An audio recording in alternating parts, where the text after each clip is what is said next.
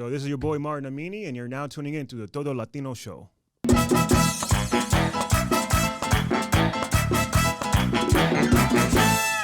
right, everybody, welcome to 1500 Live at Pro Audio LA. This is the Todo Latino Show, sponsored by Global Processing Systems, the official merchant of Revolucion and Todo Wafi.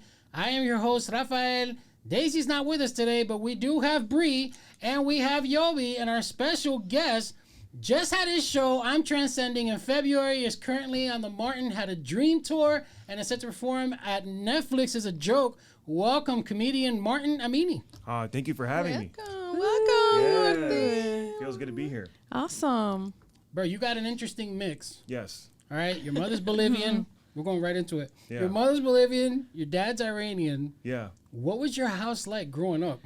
Wow. There was a lot of seasoning, a lot of smells, a lot of I love the house parties were crazy. You know, we had it was like 3 birthday songs. So every birthday the songs would last a long time, but it was filled with a lot of culture, man. A lot of culture, a lot of love, a lot of passion, you know. So yeah, it was a very unique experience. But I feel like the older I get, the more normal it's becoming to come from a mixed background. It's not like as unique as it used to be. I used to be like a unicorn, and then the more I travel and go on tour, a lot of cities have mixed cultures now. Yeah, very much so. So I think that's, it's helped me become more relatable with people. Were you that kid that was like sleeping on a chair at like 3 a.m. while the music was still going? Yeah, it was like in the basement. So on the East Coast, they send all the kids to the basement to play like video games, and we would get into trouble, and all the parents in the 90s were dancing upstairs. You know, blasting. Like on the East Coast, we love Fulanito, like Proyecto Uno, like East Coast vibes, you know, and it was really cool. We had a good time, you know. I still remember 90s house parties are undefeated. Oh, they're on a different level. It's a different level. House parties. 80s too. I remember when I was in DR at 80s. Oh man, they were going crazy. Yeah. I mean, those parties were like open to the block. So you'd have like 3 or 4 houses that were all migrating into one house for one giant party. Yeah. Very cool. Which culture was more visible like in the household? I think because my mom was more around, she was more active in my life. My mom's, I would say, but it was always a hybrid. You know, it was a real American minority experience because my neighborhood was predominantly Latino and Black. Yeah. And you know, hip hop was a big part of our culture growing up on the East Coast, and so I remember I was 10 years old. We had the Fugees album. My older brother brought the Fugees, the Score album, and Bone Thugs and Harmony. And so as a young age, like, you know, Bone Thugs. Hip hop was a big part of the culture growing up. And then obviously, like, you have like the we used to call them FOBs, like fresh off the boat parents, you know. And so like, you know, you got your fresh off the boat, you know, you know, super Iranian father, super Bolivian mom, and then mixed with like Black culture. So it was like it was a big melting. It was like a hybrid, a lot of confusion, a lot of identity crisis. But as you grow older, you start to learn like what's your identity. And I think, that's a big part of like my you know, me on stage is like finding who I am and being comfortable with who I am. And I think people will connect with that. What was the food like? Yo, my mom, she could throw down. So she was able to cook everything. Like not even, it wasn't limited to Bolivian or Iranian food. She could do like Asian food, Italian food. Yeah, she's old school. You were a happy kid. Yeah. Super happy. I said, look, these are two cultures that are rich in culture. I mean, we're talking about like Iranian and Bolivian. These are two like both from a food standpoint, party standpoint, dance standpoint. They're throwing down. I mean, are you a salteña guy? I love salteñas. I grew up on, you know, silpancho, salteñas. And then, the Persian food's crazy too. Like, people underestimate Persian food. We just took my brother-in-law for his birthday yesterday to a Persian spot out here. And it was their first time having Persian food. Yeah. You know, the kebabs, the kubide, it's just so much like flavor. I just come from a flavorful background. Yeah, I can imagine. A lot of you know, spices. That's insane. So what inspired you to kind of go into comedy? Well, I think you know, growing up, I think like thinking back to my childhood, like I remember as a kid, like the bus stop was like we used to roast each other a lot of jokes would fly back and forth, and I think comedy was a way of like forgetting about like our problems, you know, and just like, you know, we didn't really think about, you know, what was going on inside the house. Like when you're outside the house, we tried our best to, you know, stay positive and laugh. And I think those were the early days of like being funny, you know, just making everyone around me feel good and positive and not being worried about what's going on. Were you the class clown? I was definitely the class clown. Yeah? Yeah, definitely. Because I know some comedians who were like, nah, that wasn't my thing. Like to. Yeah, I was a big troublemaker in school, but I was very good inside the house. Like my parents were shocked when the teachers told them I was bad. Like my parents were like, really him? They're like, maybe our older like. Oh, so like you were always bien trying. portado. I was always very calm and quiet at the house, but in school I was crazy, and so yeah, I think a lot of the stuff I used to do in school, I kind of do it on stage still. Yeah. You know, a lot of my style comes from how I used to be as a kid, and I think people just really identify that. I think a lot of the stuff I do on stage is kind of like the way we used to act. Like people used to come, like after my shows, people come up to me like, man, I just feel like, you know, we're outside on the porch listening to you, you know, talk. And oh, that's really cool. Yeah, and that, when someone said this to me, I was like, wow, like that's a really cool feeling to have, you know, where we're all just outside on the porch. It's like family. Yeah. You know, I try to bring everyone in and make it very comfortable for everyone and just, you know, let loose and just have a good time, you know, like the 90 vibes. Coming from immigrant parents, man, like what was the notice? Like, what did you get when you told them, hey, I want to pursue comedy? You know, they were really cool, man. They were actually, you know, most immigrant parents, they don't want their kids to do, you know, comedy for a living. They want more stability. Yeah. You know, because especially after all the sacrifice from coming from another country to make it. For sure. But I was also getting in trouble a lot. So when I told them I wanted to do comedy, it was much better than the alternatives that I was already doing, which was, you know, I'll say figured comedy was like a way to kind of get you in the right direction. It's not illegal. I'm not breaking any laws. I'm not facing jail time. Yeah. And so this was a more positive. I mean, you're a comedian. You could always be facing jail time anyway. That's true. No, but this is way more wholesome than stuff I used to. So it's they were very, you know, do it. And they always believed in me. I was even though I got in trouble a lot as a young kid and I wasn't the best student, they always knew I had something. I was very I was always very, whatever I wanted to do as a young kid, I did it. Like, they have a lot of belief in me. Out of all the kids in the family, they always believed in me the most. So I'm just glad that after 12 years of doing comedy, I can finally take care of them. So now I take care of my mom's bills. I pay everything. I take care of her.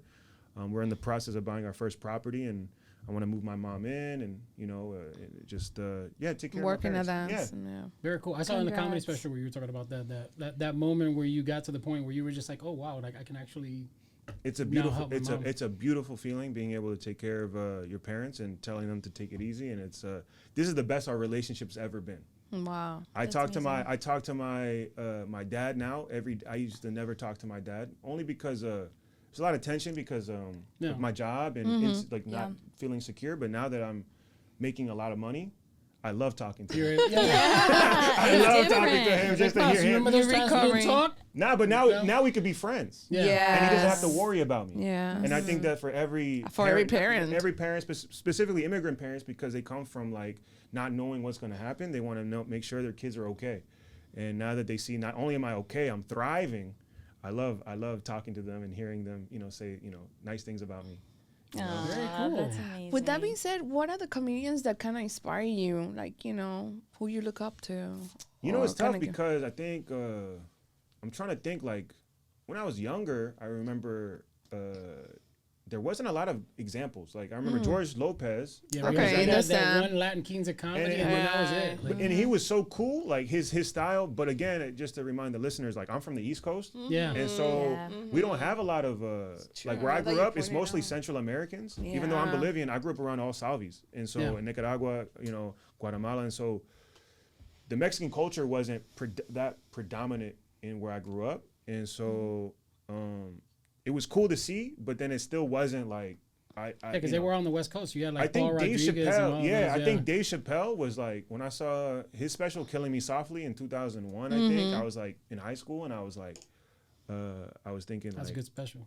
Yeah, and I remember he used to be like, "What up, son?" And I was like, "Damn, like he talks just like us." Yeah. And I remember thinking like, "Wow, like that's cool, like to see someone talk like you on TV."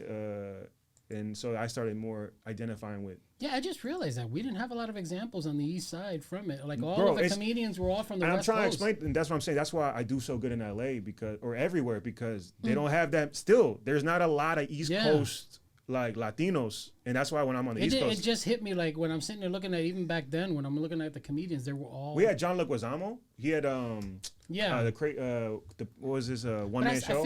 I figured he's more of an actor to me than he is. But if you see his one man show on HBO by Spike Lee, that I remember seeing that in high school too. That was another like, oh my God. Okay, moment. that's an impressionable moment. Yeah. Because you were seeing someone, even though it's not stand up, you're seeing a performance. But again, it's more about his vernacular, the words he's using, his fashion, dance, the way he was dancing. He's telling his story about his family, and then as a young, kid, like you're watching that, you're like, wow, like this dude is like, he reminds me of someone in my neighborhood.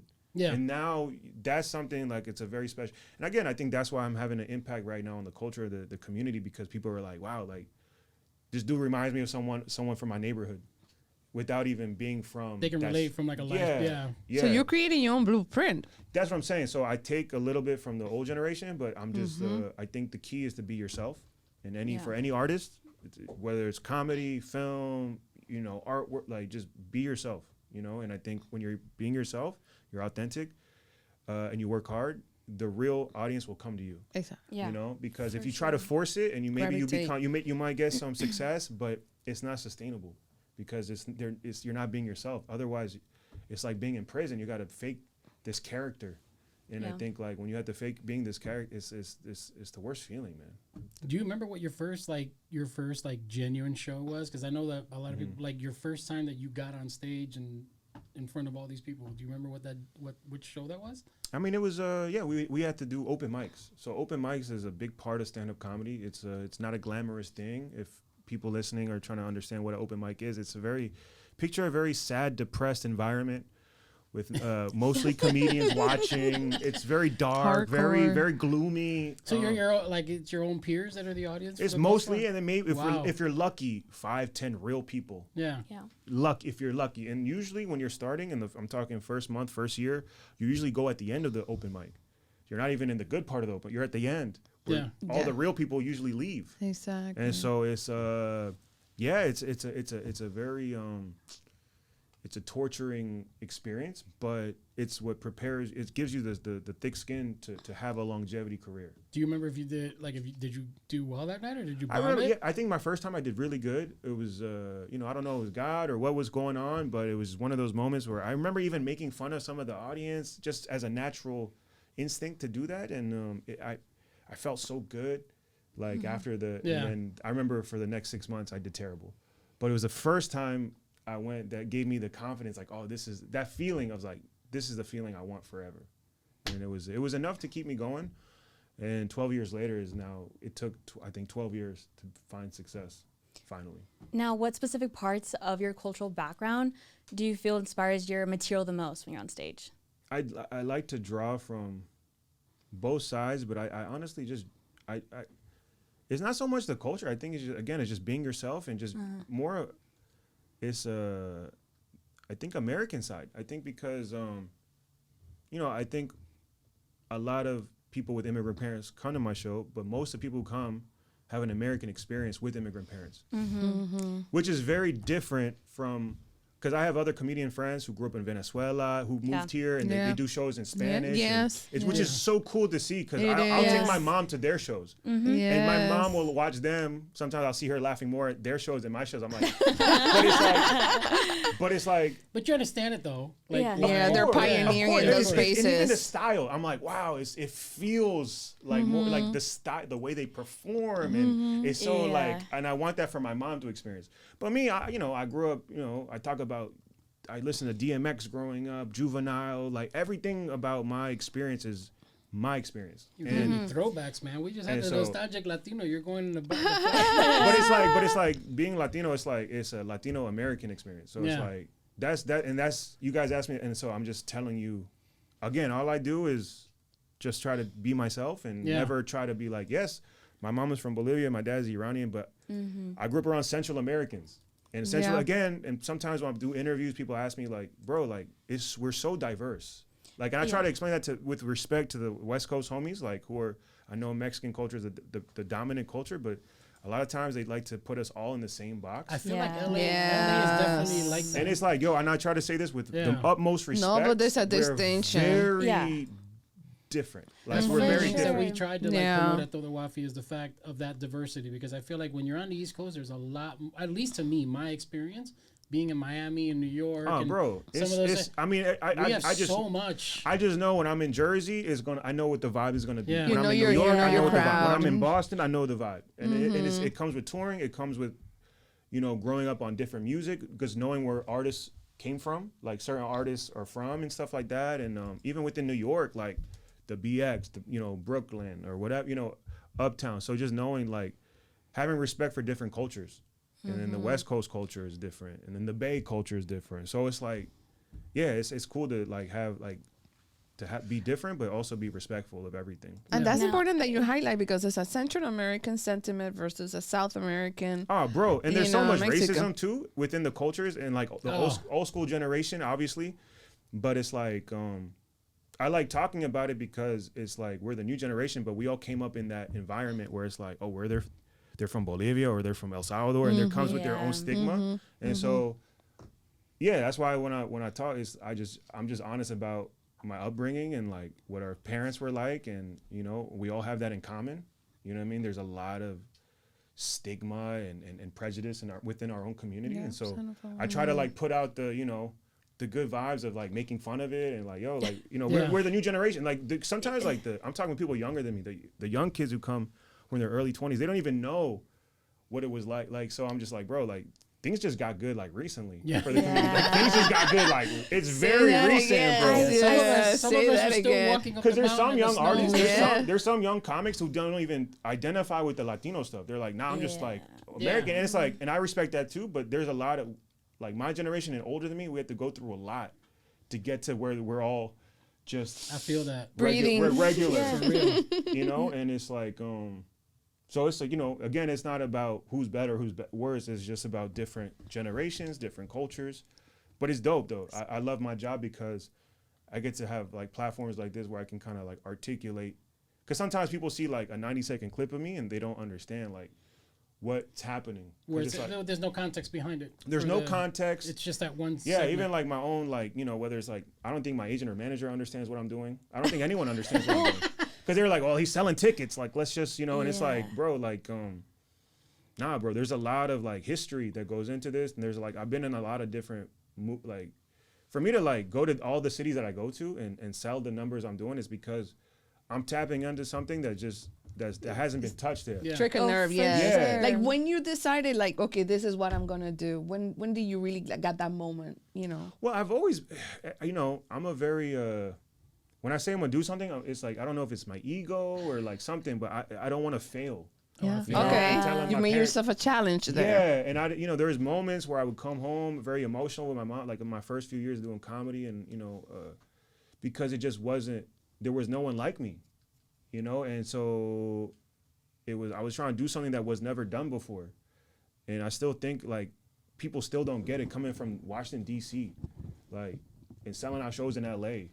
Like that's where there's no Mexicans where I'm from. I'm not even Mexican, but Yeah. my audience is mostly like Mexicans support me the most. And I think the cool thing about Mexican culture is like they support authenticity. If they feel you, Oh yeah. They will Yeah, ride they're with gonna you. gravitate to you. so it's Yeah. like, and so it's like how can I be mad at that's dope. And so that's why, and one of the things I love to do is learn about other cultures, ask questions, and then that's when I make fun of stuff is after you learn about cultures and the differences. And so, yeah, bro, like, I think I went hard from the day one.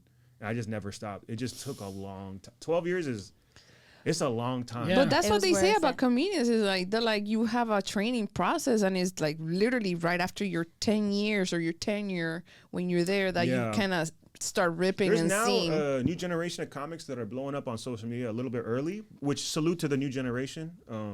Some people get mad at them, but it's like I'm just happy that if you can find success in this business and you're not hurting anybody and you're not stealing any jokes, much like I support you and salute.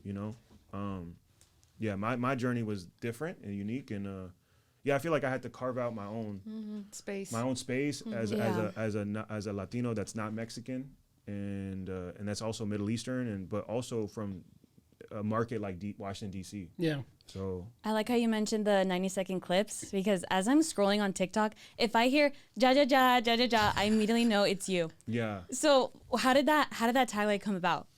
I remember just like it came naturally. Like when I think I was doing some crowd work, and I think I was in Denver. And it was just my way of making white people feel safe. Because it's like, it's almost like, it's like, ja, ja, ja, like, these are just jokes, like, ja, ja, ja, like, relax, like, you know, because I always try to articulate to the people who are outside the culture that this is how we become friends. Like, our parents roasted us. We come from old generations, bro. They would go hard on us. And then me and my friends, we went, like, if you were to record some of the things me and my friends said in middle school and high school, like in the basement or something, like at the, you know, outside on the stoop, it's like crazy stuff. But then it's like, that's our dynamic. Yes. And I brought that energy to the stage. So if you see it out of context, just a clip of me like going hard on somebody, like, man, this guy's mean. But I think it's just, I always try to explain, this is how we become friends. We roast each other, and if you can handle it, then we have fun back and forth. Yeah. And you let your guard down and let me steer the ship. We're gonna have a great time for an hour. I noticed that the same thing because I actually looked at your clips. Yeah. And then it wasn't until I saw the comedy special, the I'm Transcending, how I explained that it made it actually went fluid. So I was like, I was looking at the clip, I'm like, man, he's really going. Yeah. He's really going in. Yeah, there's no context. Yeah. In the actual comedy special itself, like you actually let people know, like you warned them, hey, this is what's about to go. Yeah, and also because you said you had people that actually DM you to roast them. Yeah, it became before I was doing the matchmaking stuff, I was doing the crowd work stuff.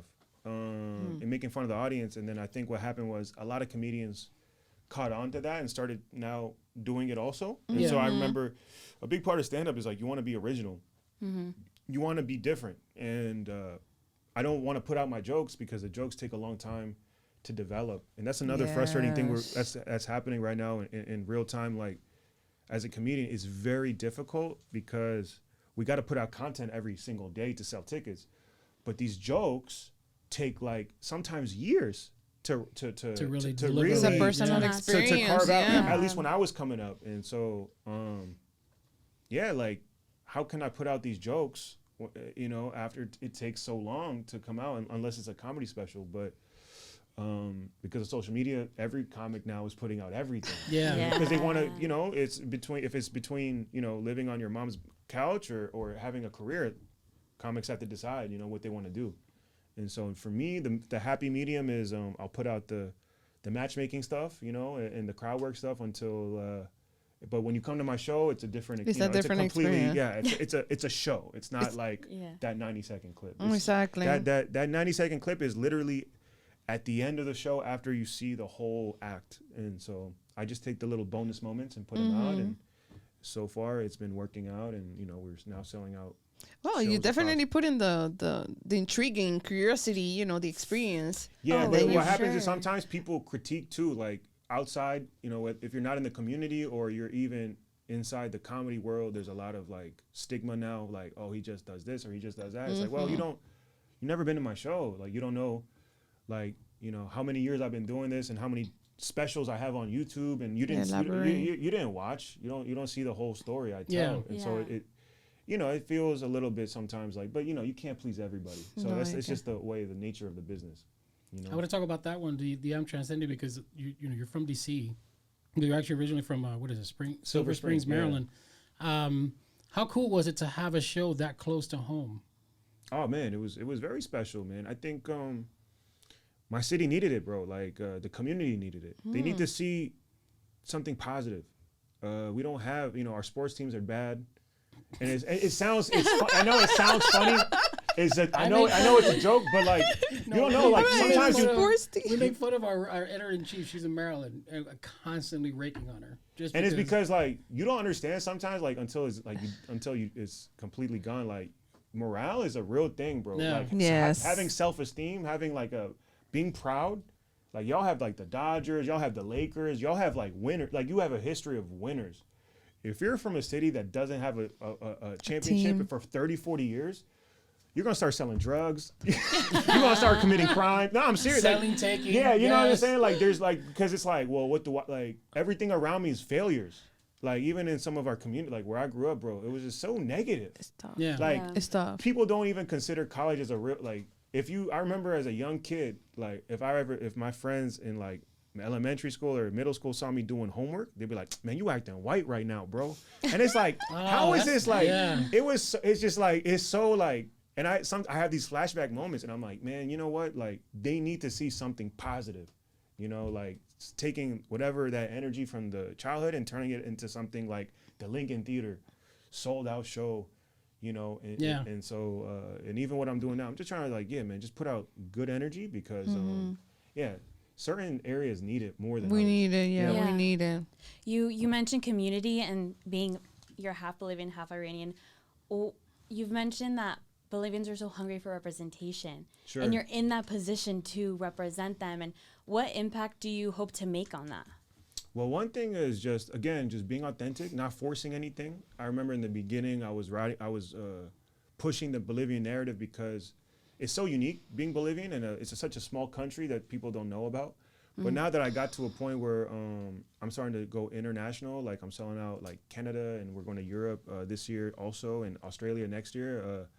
I feel like I transcended the Bolivian side, and just now, and even the being from DC and just being a human, like I feel like Just now mainstream now, like yeah, not just like, you know, I think there's enough content out there where you can dig and get to know who I am, my background. But now it's more about this is something new I'm working on. It's not fully, I'm working on it for the developing, but I'm one of my pet peeves is people romanticizing struggle, romanticizing the hood, and like it's like I think I have a responsibility now that I'm quote unquote successful, or you know, I'm in a different tax bracket, to be like, you know, it's we all want to quote unquote get money or hashtag like grind or whatever and get to this point, but it comes with a different set of problems. Like for example, like financial literacy, right? Like that was never taught to me. No one taught me about accounting or taxes. Oh my goodness. And I would love to use my platform to be like, yo, like, you know, talk about like how difficult it is to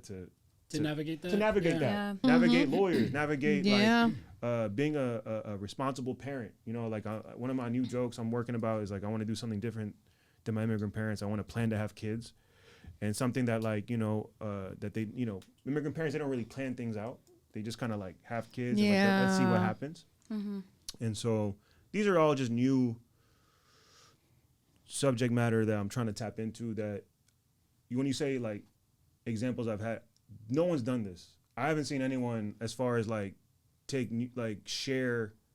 I think what happens is a lot of artists, like they stay talking about like where they're from, which is good. But then I want to talk about like the you're generational going. breaking cycles. Yeah, like the next thing, but make it more not so like I'm bragging, but more so like consciousness, being in the moment and being like, Yeah. yo, this is the new. And I think I'm hoping that it resonates with, because I think Latino buying power is expanding in the country, and we're growing, and we're a lot more college educated than people, than people think. And so I'm trying to put out those vibes now. It's like, yo, bro, like there's something else on the other side. But when you get to the other side, it's a whole other. It's a lot of work too. It's not like, and then kind of taking off those, you know, mythologies or taboos that we have when we manage our money or our finances, how we carry ourselves in the community to, you know, to do better. Yeah, this is a different battles, you know, than what our parents were facing. Exactly. Yeah, because I think like for us, a lot of stuff now is mental health, which is now, you know, getting more talked about. You know, A lot more awareness for that now. Yeah, a lot more sure. awareness. Yeah, so we were talking about the numbers. When we talk about successes, like it's kind of cool because you're looking at the pattern of a lot of comedians. The spike has gone up to like 20.7%, which is like right at the you know, at the population level of what we represent. The one thing I always had a question for like comedians is we've spoken to Ida, we've spoken to like, you know, Fluffy, and some of these people are transcending in a certain way. You're starting to do the same thing. Are you still finding it difficult when it comes to like the pay difference in that area? Or like even just the access to get on like the bigger stages? Like, do you feel like it took longer for you than it did for some of your, you know, counter? yes and no. I think earlier in my career, I thought a lot of the quote unquote gatekeepers didn't necessarily look at me the same way they looked at other people. But I think it's only because now that I'm on the other side, I think it's more of a reflection is they don't identify with my story. Yeah. So it's not so much quote unquote. Sometimes we're quick to say racism, but it's more so. Yeah, I'm not even tapping at it on that end. Yeah. Yeah, it's more so. I just don't think they identify with like.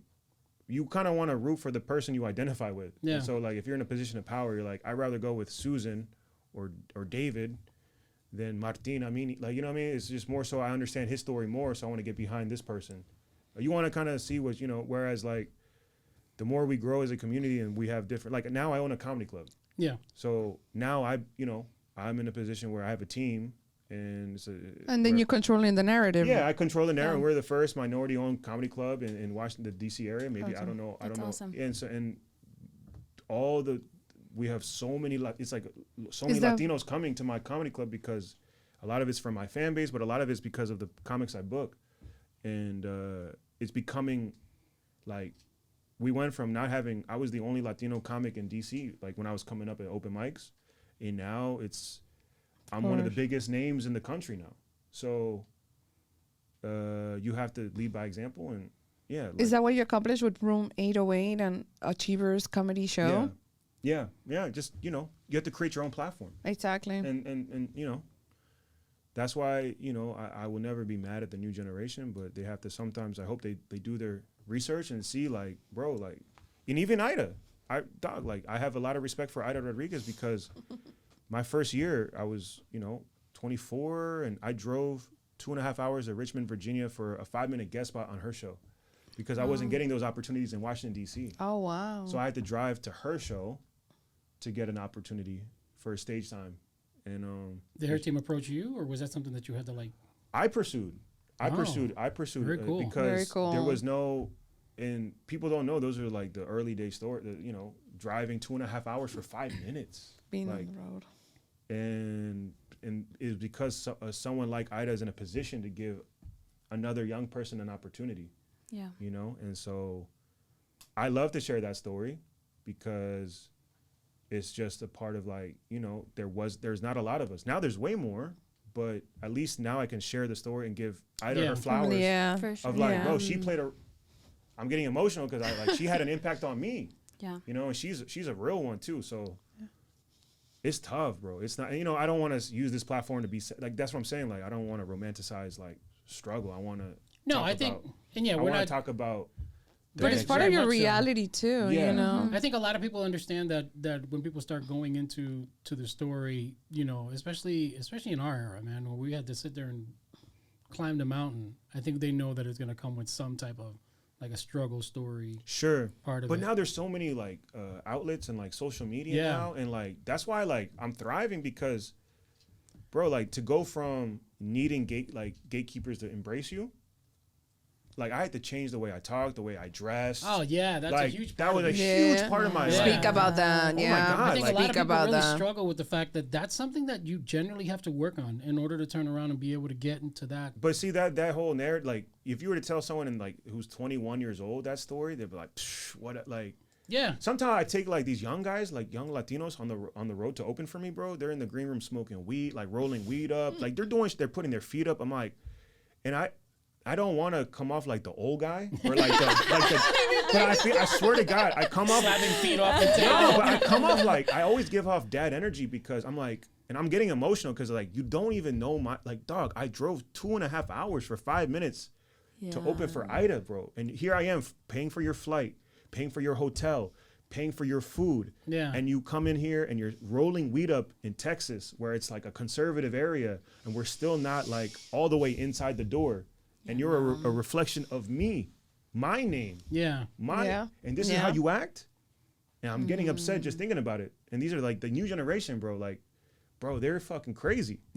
They're crazy because they don't know their privilege. They don't know their privilege. And it's like, bro, like, just think about the older heads that came and paved the way, bro. And don't take it for granted. Don't think because, my clips are crowd work that it wasn't hard work behind it. And that's what I'm very emotional and frustrated right now, and I feel like I'm venting a little bit too much. But that's because I see Ida's, because I'm looking at Ida's face, and I'm looking at her smile, and and I know how much she's been through, and I know what I've been through, because it's probably it's not near half of what she went through, but it's like, bro, like have some. I mean, everybody's got their story, man. Like everybody's got their push.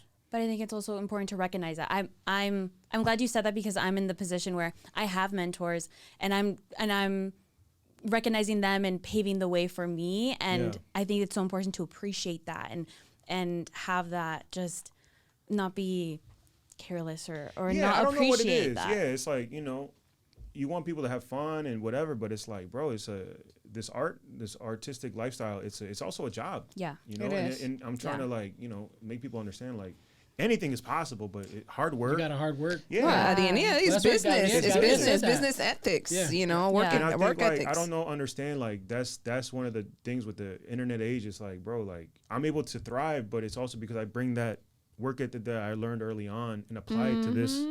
And I'm hoping that the new generation can learn some, you know. I don't know, man. I don't know. Things are a little bit weird right now with the new, like. You're not alone, Martin. You're not like alone. Me. You're trying to figure it out. You don't have your hand. It's just so weird it's just too, different. Bro. It's just because they don't even like care, like. Because, like, I remember when I was a kid, like, if an older person walked in the room, you had to stand up, bro. You had to be like this and, like, you know, always stand up and, like, show respect. Like, that's just and if we didn't stand up, if an old person walked in, we would get hit. Yeah. Like, they would hit us. Yeah. Like, my mom or dad would hit me, like, what are you doing? Like, stand up, give them a kiss. For your respect, salud. And it's like, bro, like, this whole, the concept of getting hit now or even any of this stuff is, like, and so...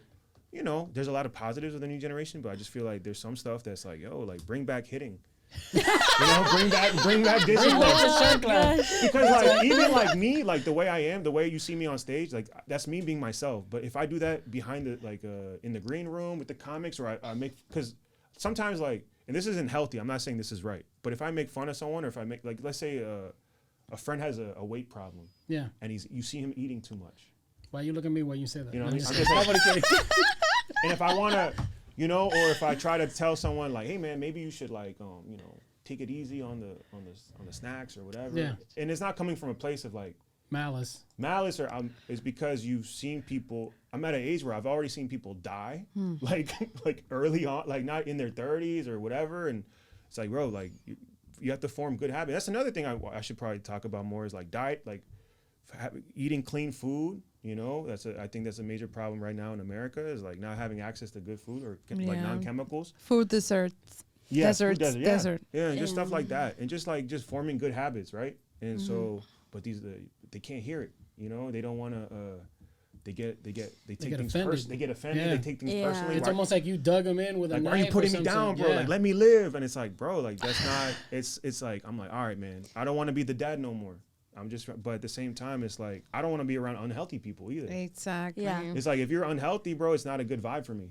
If you eating like a terrible, like I'm trying to take care of my health. I'm not going to take you out to get tres golpe then. I'm down, bro. No, Martin. He's like, yeah, I'm good. But I work, but see, like I'll at least try to work out or you know, drink water or do, you know, live right, like, you know, and I'm just, they're trying to get me to drink water. I'm going to have to start. Yes, yeah, we do. It's not, and these are like simple things, because when you start to see people around you get sick or die, then you get really like, so you're just trying to like see, you know, make a difference and do it in a healthy way. Yeah. Sometimes I think roasting isn't the best way to do it, but that was when we were younger. That's how we communicate. That's how we do. But even when I talk nice, bro, people be taking that stuff so personally. I'm like, you know what, man? I can't even talk to you guys. Well, they say that have thick skin, you know. That's what they will say. So I don't know. I'm trying to figure out what's the balance. The balance, right? Yeah. Now, you say you're helping people form good habits and everything like that, but you're also a matchmaker. We gotta talk about that. The people want to know, when is your dating show? No more dating apps. You go to the it's been an organic thing that's happened. A lot of it has been inspired by you know, my wife is here, and you know, I've always had like, you know, beautiful women come to my shows ever since I started comedy.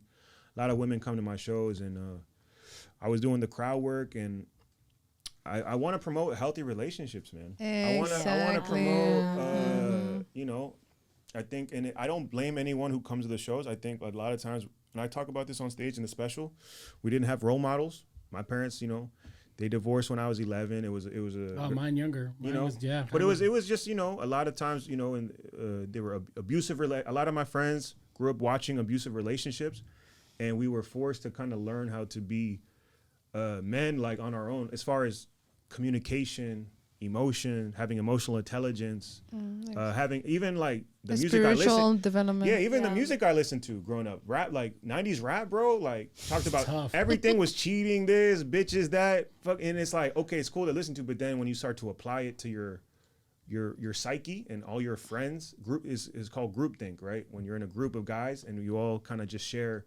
misinformation, and now all of a sudden, so at least I'm trying to be the example, you know, put out the good vibes, and yeah, when people come to my show, I try to help them out and hook them up, and I try to vet all the fuck boys and fuck girls, and it's been going good. I'm trying to find the love of my life at one of your shows.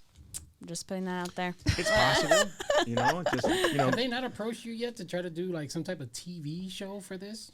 No, not yet, but you know, honestly, I Because post I mean, they got a million of them. Even on Netflix, they got Love Is Blind. Yeah. And all No, these I other watch things. them Like, with they my gotta wife. have I watch them with my wife. No, we enjoy watching it. It's fun content, but yeah, I think that's what makes mine unique. It's kind of got like a Sábado Gigante vibe. Yes. You know? Or It the like does. 12 Corazones. Yes. You remember that? 12 Yeah. Corazones. That one. It really does. Did you you get a know. success rate? Like, or have people reached out to you and say, "Hey, I met at your show, and we now We have to. I think we have to see 6 months.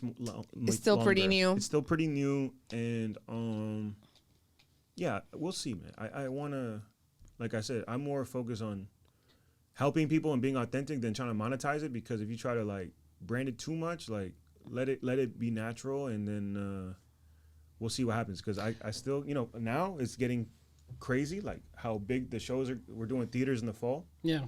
and so when I do the theaters, it's gonna be, you're gonna see like how big it's getting, like, and then when we film it the way we want to film it, everything's on YouTube right now. But the goal is to just promote, you know, good vibes and helping people find. I good like the fact that you give a leg up to men in that space, because, you know, dating has been very difficult. And you can only be in an app for so long. right. And the first step is that at least they stepped out, they went out, and then you're like, hey, come, I'll help you out. Yeah. And I'm not, you know, taking anything from the women, because everybody's just trying to, like you said, Sure. you know, be your spirit and help out. Yeah, usually the women are way more put together, way more mature. That's way why I said men. even That's what I everything said, about men. them, and I think, but I never try to put the guys down. I try to. Sometimes, you know, you need practice too. Like you need a good guy friend, A wingman. a wingman, yeah, to kind of give you the Yes. confidence and some insight, because man, some of these guys are so dumb. They'll Tell come me on about stage it. and they'll say the most, but it's sometimes the dumbest stuff, man. yeah, They get no it's just, swag. well, they just think sometimes, but sometimes nervousness comes out in different ways. Right? Yeah. Yes. Yeah. It can Sometimes go. you'll say things, and I can see right through it, because I'm in, you know, mid-30s, so it's like, okay, this guy, he's still not mature yet. He's saying things that he thinks is cool or is what's gonna win people over, but this is obviously bad information he's getting from someone, or you know, he hasn't learned or grown yet. So yeah, sometimes someone needs an older brother to kind of be like, nah, bro, like this is The what you guidance. need. The right That's way. what I said. That's what I Yeah. noticed. The That Dr. Phil you of being that comedy. big brother. Yeah. Yeah, bro. A lot of these guys don't have like a good big brother to tell them they ain't shit, and they gotta like, you know. But that's what's We missing. need that. 'Cause I had that. You know, I had that my whole life, and that's what you need. That's what. I'm the oldest. I never had that, so Oh, really? yeah. Mm. And It's I never okay. had the opportunity to do it with my younger brother, because like I left the house early, Okay. became a parent early, and so yeah. Yeah. But I do it with my kids. Yeah. I tell them all the time, "You ain't shit." And I'm just kidding. You imagine? That's funny. I like the fact that I was watching the Transcending show. You manifested Netflix, man. Sold out shows, man. Congratulations. Yeah, congrats. Thank you so much. Yeah, no, it's been fun. You know, it's been cool to see the results, and yeah, I just try to share the process with everyone so they know, like, you know, what comes with it, and I'm enjoying it. You know, my wife and I, we've been on tour the past like 12 months, and it's been nonstop, but we're excited about what the future is going to be, you know. Are you Right. newlywed? Yeah. Yeah, he's got a story for it. Mm-hmm. Go for it. Dilo. Well, we were engaged for a while, but we eloped in Las Vegas in September. And Matt Rife was my best man. Ooh, not And, right. Jake from State Farm was there. You know, so it was a wild night, bro. But we had such a good time and good memories, and we wouldn't have done it any different way. And so, yeah, That's awesome. yeah, I'm excited, man. You know, yeah, we're enjoying marriage life and Very cool. working on our first baby. One day I'll elope. No, just kidding. I might just have to come to one of your shows and see. You know, I'll be one of those guys who comes in there and then you can just Yeah, come, me lo tira. Yeah. bro. It's a party, bro. I'm not gonna go into the like some of the The extremes you do with the whole. You got people making out and all kinds of stuff. I'm You know, like, that's something that the He people, cannot control the Yeah, I artist. can't control the emotions. There's a lot of excitement. that's funny. Yeah, bro. But you know, it's funny because certain cities are more Open to that, then yeah. than other cities, and it's cool to see. So what Nebraska wasn't giving you that vibe. No, I'm just. No, Canada was very shy compared to like I was in Ohio this week. They were crazy, man. But I like, you know, it's look, it's all about what consent and whatever people are comfortable with. Friendly, Yeah. friendly, yeah. good friendly. vibes. If there's good vibes and everyone's with it, then I see nothing wrong with it. But you set the rules, especially also before you start, starting. Yeah. I You're always like, try Yeah. Just because Yeah. people sometimes need the. you do. Yeah, there's always like frame. There's always a guy who wants to go a little bit too far, toxico, or a little bit too drunk. So I gotta put him in line. Structure. Yeah, we need some structure. Exactly. Bree calls them the Theos. Yeah. Sometimes. Yeah. Now you mentioned your tour. Martin had a dream. Yes. Right? Yes. What can people expect from this tour? I know you're going up until like 2025. Yeah, Right? yeah. We've already expanded to the next year.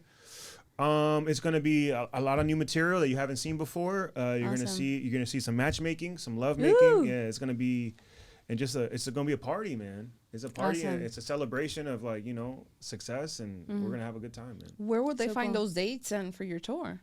Just go to martinamini.com. All my tour dates are on my website, and you can just follow me on my YouTube Excellent. and my Instagram, Martin Amini.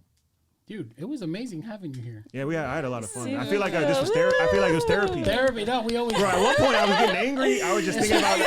And then they were we got to smoking change weed. the In the, subject because he looks like he's about to start swinging at somebody. Bro, Well, I like don't- you said, this is a safe space. well, it was so- cool because I feel like we had a couple. You guys represent like different generations and the culture, and so I don't have any like friends I can talk to. Like this is the closest I get to like friend because I'm so far away from where I started Yeah. that I have Yeah. and I'm in different rooms now Spaces. that doesn't look like Yeah, this, yeah. and so I feel like by the middle of this interview, I just started like You're Get I was back- comfortable. You're taking Yeah. up the space. You're taking yeah, up the bro, space. because I don't have anyone to talk to relate to Come successful again. stuff. Yeah. Come again. Yeah. Next time. Come again. Yeah, I'm happy to come back and yell again. We need to bring back beating kids. Gen Z. They're going crazy. And flowers to Ida and again. Yeah, Yeah, flowers. man, Yeah. I got emotional just thinking about her. Yeah, she's paved the way for and she's very adamant. She, as a matter of fact, one of the stories that she gave me was we were trying to get her like a long time ago. Yeah. And we were just not successful in doing that, because a lot of the people, and I posted this on my story, a lot of the people who are managing Latino talent are not Latino. So it's Yeah. like they're not even giving the message to her about, hey, somebody requested you or somebody wants to book you or this and that. Like they're literally determining for her Yeah. what she should be a part of. I'm dealing with that right now too, bro. And it's like, and it's like, like at one point, she got really frustrated with that process because she's all about giving the opportunities for her people to kind of go in and having a part of that. So we're like, I was ecstatic to have her, just like I'm ecstatic to have you, man. Your story is amazing and your success is even more amazing. And I can't wait. So at one point, you're going to have to give us tickets to your show now.